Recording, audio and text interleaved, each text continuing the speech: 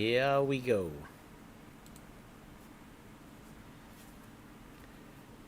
And Disney's got a brand new Fastpass system coming out at Disneyland Paris.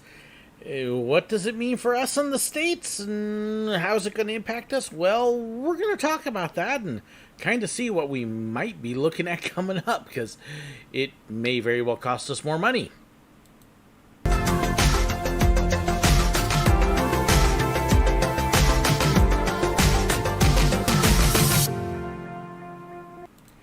So Disneyland Paris has just introduced what they call Premier Access. They've gotten rid of the old Fastpass systems and brought in this whole brand new system that may be a harbinger of things to come here in the States. And it's got a lot of people talking, a lot of people kind of concerned. So it's going to be interesting. Let me actually pull you up onto Disneyland Paris' site. I know there's a lot of people talking out there, and there's some definite interesting discussion. This is actually the official site that talks about it. So, and thank you so much, everybody, for joining me. I do want to say that. Good to see some familiar faces there. As you can see, with Disneyland's Premier Access, what it's actually going to do is, instead of an all-day Fast Pass, instead of a free Fast Pass, what you're actually going to have to do is buy a Fast Pass for each individual ride.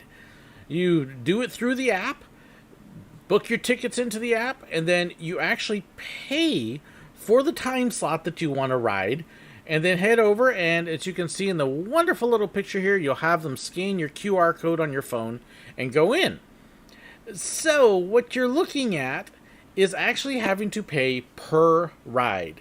Not all day, not everything, per ride, ranging from €8 to €15. Approximate equivalent in US dollars is $9 to $18 or so, round in there, to give you an idea, per ride, per person. It's only available for a few rides: Big Thunder Mountain, Peter Pan, Ratatouille, Buzz Lightyear, Hyperspace Mountain, or Space Mountain is what most of us think of, Star Tours, Twilight Zone Tower of Terror, and Autopia. Those are the only rides. Most of them will not have this available at all. And basically what you're going to be doing, they've got a whole FAQ there. But that kind of gives you a look at the site. Essentially what you're doing is, let's say you walk into the park and you say, look, we all want to get a Fast Pass for Tower of Terror. And you pay $10 a person in your group to book a Fast Pass for Tower of Terror. It gives you a time slot. And then later you can book another Fast Pass for a different ride, or that same one again, and pay again all over. And so you're looking at paying several times for Fast Passes for those rides. Now, if you have not been to Disney Paris before, those rides are kind of split between the two. In the Disneyland park, you've got Big Thunder, Peter Pan, Buzz Lightyear, Star Tours, Space Mountain, and Autopia. So 6 rides. Over in the Studios park, which is much smaller, you've only got Ratatouille and Tower of Terror. Not a whole lot there. And so, yeah, you're looking just a couple rides at Studios. And a handful. Most rides will not have Fast Pass at all, or the Premier Access, I should call it. Which is an interesting idea, because if you've watched, let's see, I'm getting all sorts of stuff here. So I will come to the questions here. Don't worry, everybody. But I got a whole list of stuff I want to cover with it. If you know me, you know I'm not a fan, in particular, of FastPass Plus. I've been to the parks before FastPass existed. I've been to the parks on days that there was no FastPass at all. And so the one thing I've been kind of relieved at with us coming back from COVID is there's no FastPasses. It's actually sped the lines up, even though capacity on the rides has been smaller. The lines have moved faster, and people are starting to notice that. This is an interesting thing in that it takes kind of Disneyland's Max Pass, which, if you weren't familiar with that, it was $12 a person, I think, included all your Fast Pass pictures, or all your Photo Pass pictures, and allowed you to book your Fast Passes on your phone. Disneyland in general limited the number of Fast Passes that were available and so it didn't kill your lines too much. And it was a small charge, and basically it was for convenience to book on your phone. Fastpass was still available free. They still had the paper tickets, so it was there for anybody who wanted it. This is interesting in that it's raising the price. It's doing per ride instead of all day for a park that's already expensive. Now, I know some people, the very first thing is you're going to get people going, but Disney's already too expensive. It's also too crowded. So, law of supply and demand. The pricing to get into the park is not an issue. They actually could probably raise it more to try to get the crowd level down. I know that's not a popular thing, but that's a factual thing, because if you lower the prices, you're going to have too many people, and they already do. This makes it interesting in that it raises some questions. How limited are these fast passes going to be? Are they going to impact the lines, or is it something that you can skip it and be perfectly happy? That's something they have not answered yet. They do say it's limited in numbers, but I'm kind of torn with this per ride thing. It's only a few rides.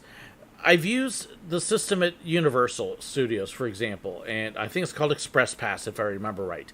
It's expensive. You've got your one-day ticket, and then the Express Pass is like 2/3 of the price of that one-day ticket. It can add up really quick.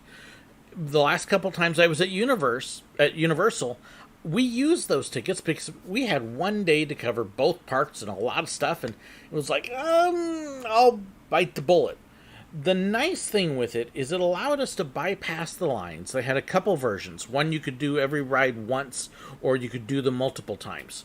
And it allowed us to cover everything we wanted with a short wait, but Universal limited the number of them, so it really didn't impact the standby lines either.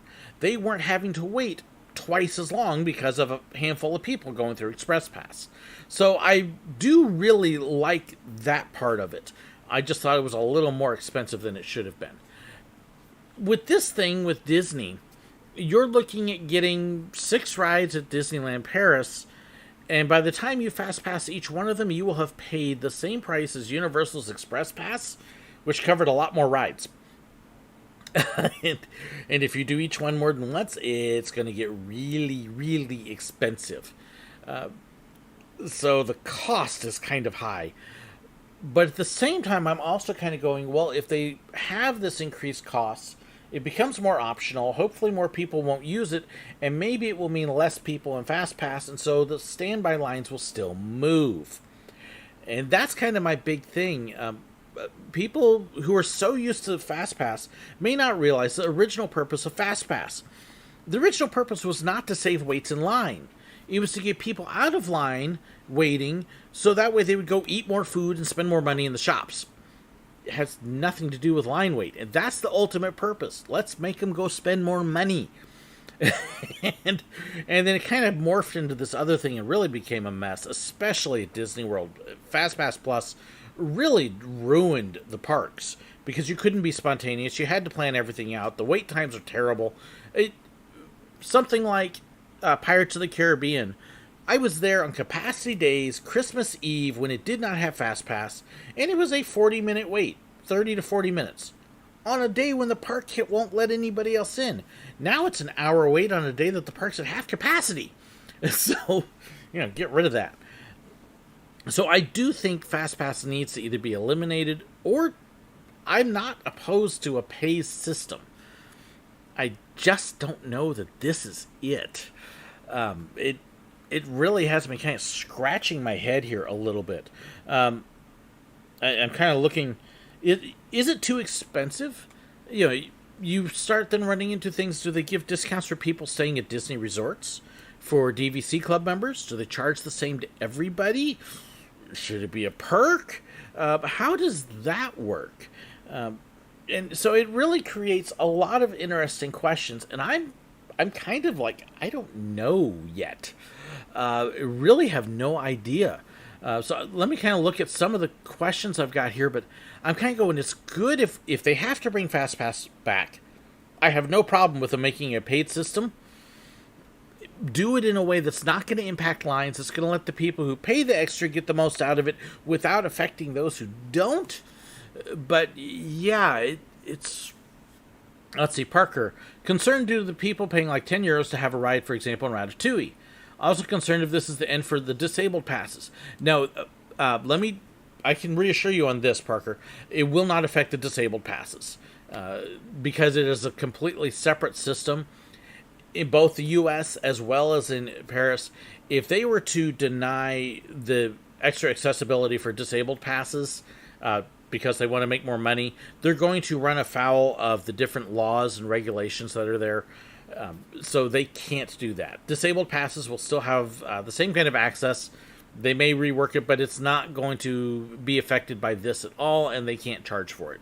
So no worries about the disabled passes. That's good. Skipper Dad, hey, Kevin and Emma. Topics are great ones. Got many people concerned. Yes. Oh, and by the way, if you don't know Skipper Dad or Emma, they've actually got a wonderful YouTube channel about disabled people enjoying the Disney parks. And Kevin, drop me your name, the name of the channel. I'm going blank on it. But I'm going to be doing an interview with them here in like 3 weeks. So I'll get more information to you on that. But let's see. There's rumors friends working in Walt Disney World said we'll be testing it here soon. And that's what we have been hearing, is that Disney is looking hard at this system and how well it goes in Paris, and they are making plans and preparations to potentially bring it to Walt Disney World and maybe Disneyland as well. We don't know which of the American parks will get it, if any, but it's the rumors and rumblings coming out are that it is coming to Walt Disney World in some form, in some version. They may reduce the number of rides. That's good with me. But we will see, and we don't know how much they're going to charge. Again, it's something that could get very expensive very quickly. Kathy, there's a couple here. Too greedy, nickel and diming. This is part of the Bob Chapek philosophy. What can we do to get more money out of them to deliver the same services we used to deliver for free? That's probably my biggest issue with this. I don't have a problem so much with you offering a limited number of access for a chunk of money.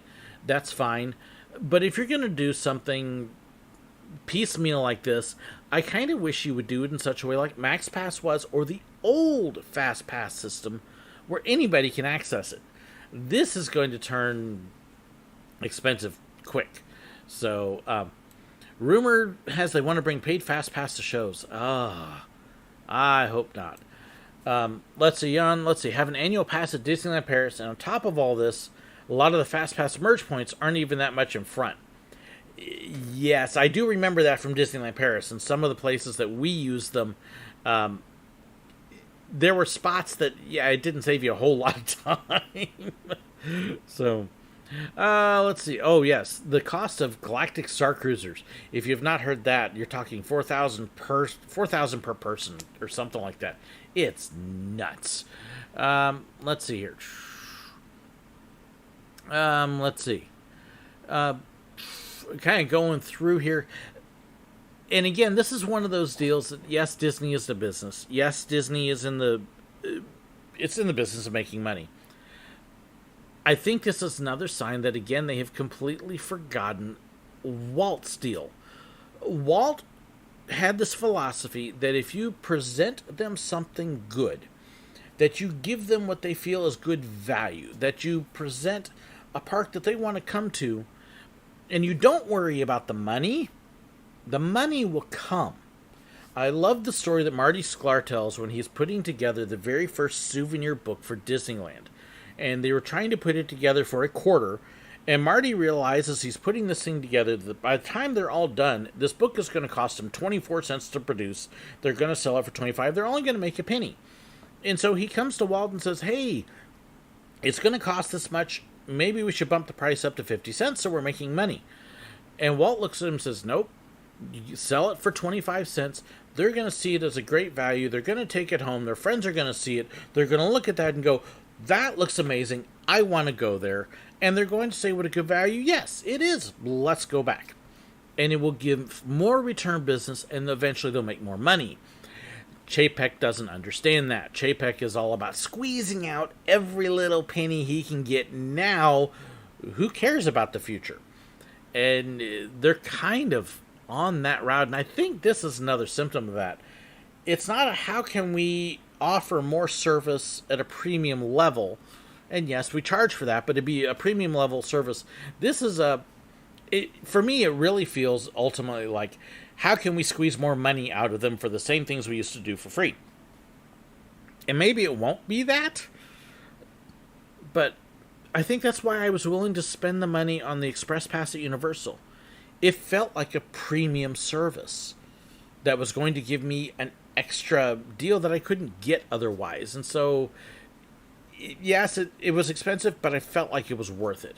This feels like I'm getting nickeled and dimed. And I guess that's why I'm struggling with it. Johan, I'd rather pay a day price to skip all lines, even if $200 like Zabi's. Makes more sense to me. And I think that's kind of where I tend to fall. Of course, Paris again's limiting the number of rides. I don't know if it's worth it for just that handful of rides either. Honestly, the only one ride I think would even work is Crush's Coaster. That's always got long waits. Crush's Coaster's problem at Disneyland Paris, if you're not familiar with Crush's Coaster, it's a spinning coaster that's inside. You get to see little bits outside. The reason it has such a long wait is because it does not have a high capacity. In other words, it can't take a huge number of people at a time, not like Pirates. Pirates of the Caribbean can push through like 3,000 people an hour on the ride. Not making that up. Actually, I believe it's a higher number. It's like 3,300.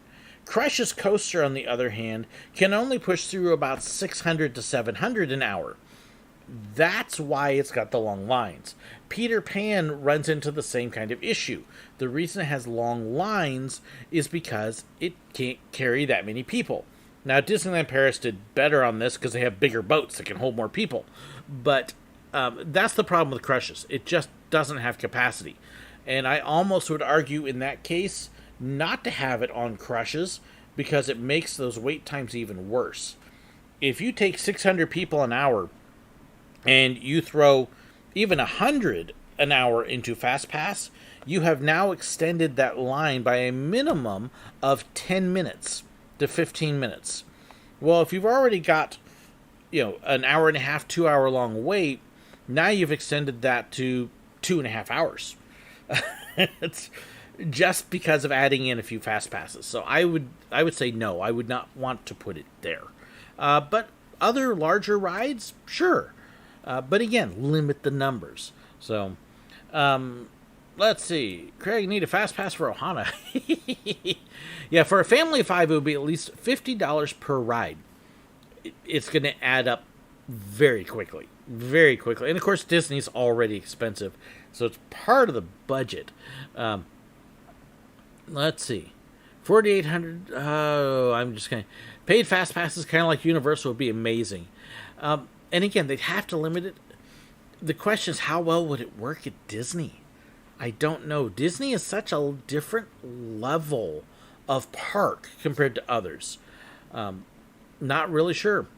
Must be why Magical Express is ending. Magical Express is ending because the contract that they had with Mears, who actually was the bus drivers and providers, ran out, and Disney felt like it was losing money. It felt like it was paying for a service that they didn't feel the need to pay for. Hey, let the guests get their own transportation. Let them get a taxi or whatever. We're not paying them that way. So, it's another nickel and dime thing. That's a Chapek deal. As opposed to providing a free service to the resort because you're already going to give us a ton of money. Yeah. With COVID on the rise, would that make Star Wars Hotel more dangerous since there's in more of a bubble? Yeah, I don't want to. Who knows? Let's see. If they ordered a paid for Slinky Dog Dash, Flight of Passage, and Seven Dwarfs Mine Train, I'd buy one. I can see it for some rides like that. It would definitely be... It's going to be interesting to see how this pans out, how well it works, and what the numbers are. There are definitely some things like Flight of Passage that I know a lot of people will have demand for. Here's the interesting thing. When Flight of Passage runs a 2.5 hour line, and you realize that 2/3 of that line is Fastpass people, the lines for it recently have been much, much shorter because people aren't having to wait for Fastpass. And I think the longest I have seen has been like an hour and a half when I've popped on, because the line's moving. And I've seen a number of times when in the past it would be 3 hours, and it's running about an hour, hour and a half, because there's no fast pass killing the line. So, if everyone pays the day pass price to skip all the lines form in fast pass instead of standby. Now, the one thing they would not do if that's the case is they're not going to sell the passes for everybody to be able to get. That defeats the purpose. It really kills it. They limit the numbers. Now, how much they limit it, that we don't know. But they're not going to allow everybody to be able to book it. They're going to reduce the number available. And again, if we use a simple mathematic thing like 1,000 people an hour can ride a ride, they may allow 200 people to use this. They may allow 400 to use it. They might even go old system and do 600. But they're not going to use all of it for people who have the paid fast passes. They have to have some capacity for the ones who don't. So they won't go 100%. They may go 60. But we don't know. They haven't said that. So let's see. Only ride I would consider with Premier Access would be Rise of the Resistance. That is why they have the virtual queue for that one. Same thing with the Marvel campus in California. And I don't think you're going to see the virtual queues go away anytime soon on those. Those will probably be around for quite a while. So, should be a paid fast pass for the ferry boat and monorail. That would be funny. If it is so expensive, maybe standby lines won't be so long. That's, Rick Dorat, that's actually one of the things that I am thinking may end up being the case. Is with the price, one of the reasons Universal system works so well is the price by itself limits how many people are going to buy them. And then they put a cap on that anyways. And so it's a small number. For Universal, you may have, again, using that 1,000 people on a ride per hour just as a simple thing, Universal's cap probably is something like at 50 to 75 people for that. It's a small number that those people feel like they're getting great value, and it doesn't really affect everybody else. And I thought it worked very, very well when we were there. But you're going to pay for it. Absolutely. And I think that would be kind of the case with Disney, is if you wanted to do it, you're going to pay for it. And then maybe have different tiers of it or something. I think that would be interesting. The standby queue and Flight of Passage is cool. And that's something else, too. A lot of people, they're so clamoring after fast passes, they never see the standby lines. And there's some neat stuff in them. Let's see. The last time I went to Magic Kingdom, I had an evening fast pass for Haunted Mansion, and the line for fast passes stretched way, way back. This is something else that, especially at Walt Disney World, they have really messed it up. And I give an example of Rock and Roller Coaster.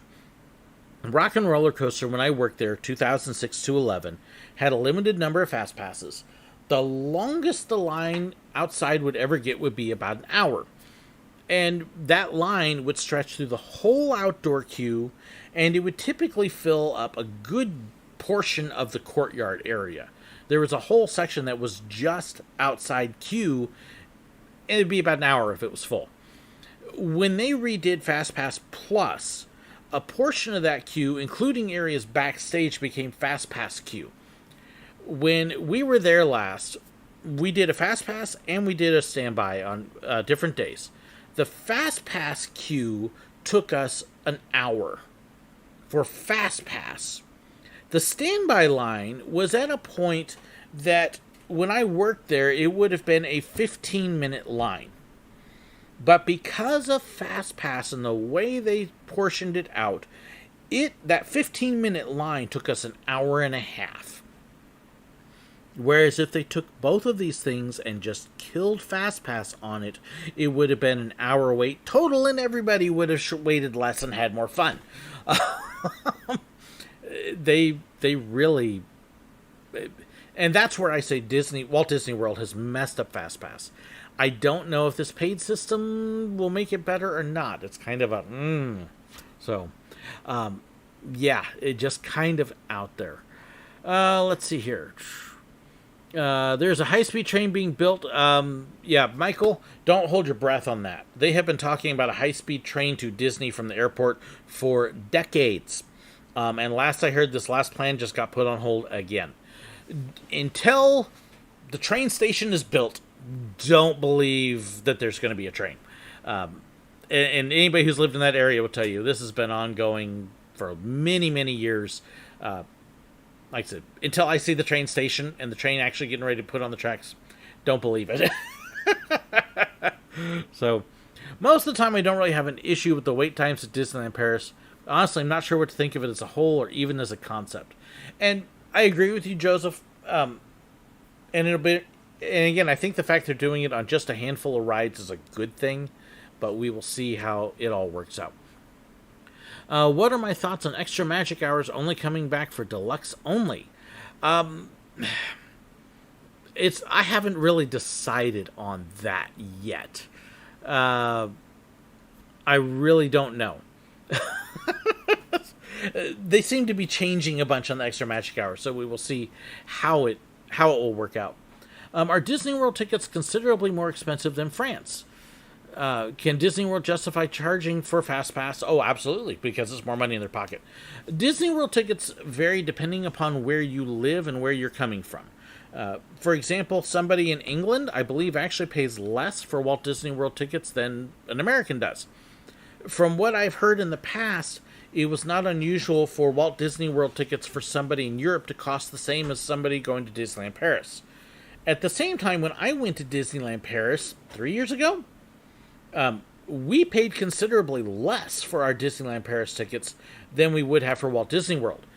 So it depends upon where you come from and what kind of specials they offer you. They tend to offer cheaper tickets to people outside the country that the park is in because it draws in more tourists. So just something to think about with that. So what you may see is your price for a park may not be the same price somebody else sees. Should they put more single rider lines?